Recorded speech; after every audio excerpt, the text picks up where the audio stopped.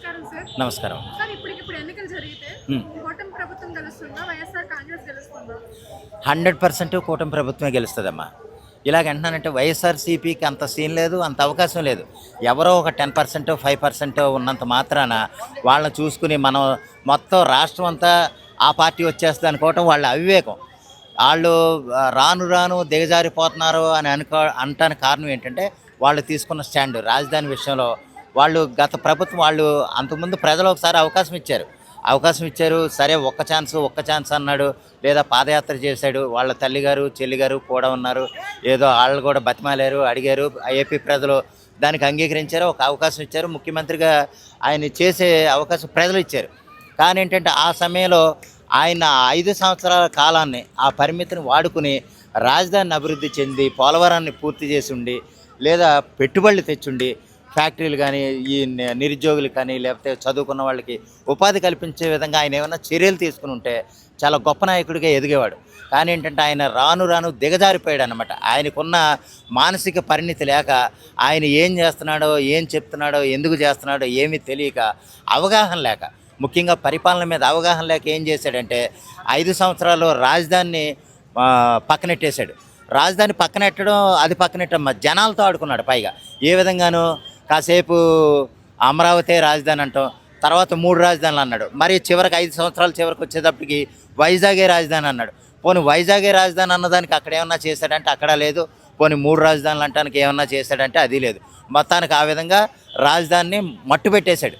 అలాగే పోలవరం ప్రాజెక్ట్ని ఏమన్నా ముందుకు తీసుకెళ్ళాడు. 5 సంవత్సరాలు అంటే చాలా పెద్ద ప్రాజెక్ట్ పూర్తి చేసేయచ్చు, కానీ పూర్తి చేయగలిగేలా అంటే లేదు. దానివల్ల పైగా కాపర్ డ్యామ్ అనే దాన్ని నాశనం చేసి ఇప్పుడు కూటమి ప్రభుత్వం వచ్చాక తిరిగి మళ్ళీ కట్టే పరిస్థితికి వచ్చింది. అంత దారుణాన్ని ఆ పోలవరం ప్రాజెక్టుని కూడా సర్వనాశనం చేశాడు. ఇది పోలవరం ప్రాజెక్టు రాజధానినా అంటే అదే కాదు, యువతకి ఉద్యోగాలు లేకుండా ఉన్న కంపెనీలు కూడా తరివేసేలా చేశాడనమాట. కారణం ఏంటంటే ఎవడేదన్నా ఫ్యాక్టరీ పెట్టాలంటే వాళ్ళకి సగం వాటా ఇచ్చేయాలి. అటువంటి దందాలు చేసే ఎదవలందరూ ఆ పార్టీలో మంత్రులు గాను, ఎమ్మెల్యేలు గాను, ఎంపీలు గాను ఉండి సర్వనాశనం చేసేసి, అంటే ఒక నాయకుడిని కూడా బండ బూతులు తిడుతున్నా సరే దగ్గరుండి ప్రోత్సహించే నాయకుడు ఎవరన్నా ఉన్నారంటే జగన్మోహన్ రెడ్డి గారే. కాదు అలా మాట్లాడకూడదు, అది మనకి డిగ్నిటీ కాదు, మన గౌరవం కాదని ఏమన్నా వాళ్ళని వారించుంటే కనుక కొంతలో కొంత గౌరవం అయినా ఆయనకు దక్కేది. ఆయన దగ్గరుండి తిట్టించి అలాగే ఎవరైతే తిడతారో వాళ్ళకి మళ్ళీ ఎక్కువ డబ్బులు ఇచ్చి మరీ తిట్టించడం అనేది ఆయన చేతకాంతనానికి నిదర్శనంగా ఆయన పూర్తిగా అట్టర్ ఫ్లాప్ అయిపోవడానికి కారణమైంది. అదే సరే ఏదేమైనా సరే ఇంకా మొన్న అంటే మీరు ఒక మాట అడిగారు, అదేంటి ఇప్పటికిప్పుడు ఎలక్షన్లు పెడితే కూటమి ప్రభుత్వం వస్తుందా వైసీపీ వస్తుందా అని అడిగారు కదా. ఇప్పుడు యాక్చువల్గానమ్మా మొన్న ఎలక్షన్లో 151 నుంచి 11కి వచ్చేసినాయి. ఇప్పటికిప్పుడు ఎలక్షన్లు పెడితే కనుక ఆ 11 కూడా వస్తాయో రాదో నాకు డౌటే. అంత అనుమానం అన్నమాట. ఎందుకంటే ఆయన రోజు రోజుకి దిగజారిపోతున్నాడు.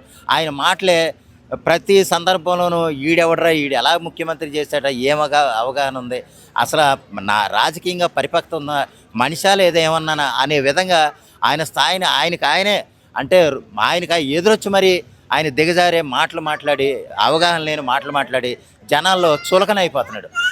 మరి జగన్మోహన్ రెడ్డి ఇప్పుడు ఎలక్షన్లు జరిగితే ఖచ్చితంగా నేనే గెలుస్తానని చెప్పేసి చెప్తున్నారట. దానికి మీరేమంటారు? అది ఎలాగంటేనమ్మా మంచి క్వశ్చన్ ఇది. యాక్చువల్గా ఏంటంటే నేను 151 సీట్ల నుంచి 11కి వచ్చేసాను, 11 నుంచి 10 లేదా 5కు 6కు వచ్చేస్తానని ఏ ఒక్కరో చెప్పరు. ఇప్పుడు ఆయన 11 సీట్లకు వచ్చేసి ఆయన 175కి వచ్చేస్తాయి అన్నాడు. మీకు అంతకుముందు ఎలక్షన్లు జరుగుతున్నప్పుడు ఇప్పుడు ఎన్ని సీట్లమ్మా 11 సీట్లు వచ్చినాయి. కానీ ఆయన ఏమనుకున్నాడు 175కి 175 వచ్చేస్తాయి అన్నాడు. జరిగిందా? అదే ఇప్పుడు నేను ఇప్పుడు ఎలక్షన్ చేస్తే మేమే అధికారంలోకి వచ్చేస్తుంది అంటాడు. ఎందుకంటే వాళ్ళ శ్రేణుల్ని, వాళ్ళ పార్టీ శ్రేణుల్ని, వాళ్ళ నాయకుల్ని, వాళ్ళ కార్యకర్తల్ని ఉత్తేజపరచాలి కాబట్టి ఆ విధంగా ఎవరైనా మాట్లాడాలి. అది సహజం. ఎందుకంటే లేదు మనం ఇంకా సన్నాసంలో పడిపోతాం 5 కూడా రావని అనకూడదు కదా. వాళ్ళ పార్టీ నాయకులు ఇదవుతారు, వాళ్ళ పార్టీ శ్రేణులు బాధపడతారు. వాళ్ళ కోసం ఏంటంటే మళ్ళీ అవసరమైతే ఇప్పుడు ఎలక్షన్లు పెడితే నేనే మన ప్రభుత్వం వచ్చేస్తుంది అన్నాడు. కానీ యాక్చువల్గా ఆయన ఆలోచన ఏంటంటే మళ్ళీ 175కి 175 వచ్చేస్తామని. కానీ ఏంటంటే మళ్ళీ నవ్వేరా ఆల్రెడీ అని అంటే బాగోదని ఆ మాట వదిలేసి మళ్ళీ నేనే అధికారంలోకి వస్తుందని అంటున్నాడు. ఒకవేళ ఏంటంటే నేను సొక్కా ఇచ్చుకుని రోడ్డు మీదకి వచ్చేస్తాను మీరు కూడా వచ్చేయండి అంటే అలాగా చదువుకున్నవాడు పద్ధతి గలవాడు ఎవడో రాడు. ఆయన ఏదో చొక్కా ఇప్పుకుని రోడ్డు మీదకి వచ్చేస్తానంటే మిగిలిన వాళ్ళు ఎవడో రాడు. దానికి ఒక టైం ఉంటుంది, దానికి ఒక సమయం ఉంటుంది. మనకు ఆల్రెడీ 2024లో ఎలక్షన్ జరిగినప్పుడు మళ్ళీ 2029 దాకా మూసుకుని ఉండాలి. ఆ మూసుకుని ఉంటేనే తప్ప నేను ఇప్పటికిప్పుడు ఎలక్షన్లు పెట్టేస్తే నేను వచ్చేస్తానంటే కనుక నోట్లో రాళ్ళు ఎట్టుకున్నవాడు కూడా నవ్వుతాడు. ఆ విధంగా ఏంటంటే అనవసరమైన మాట్లాడి ఆయన ఇంకా దిగజారిపోద్ది అనేది ఆయనకి ఇచ్చే నేను సలహా.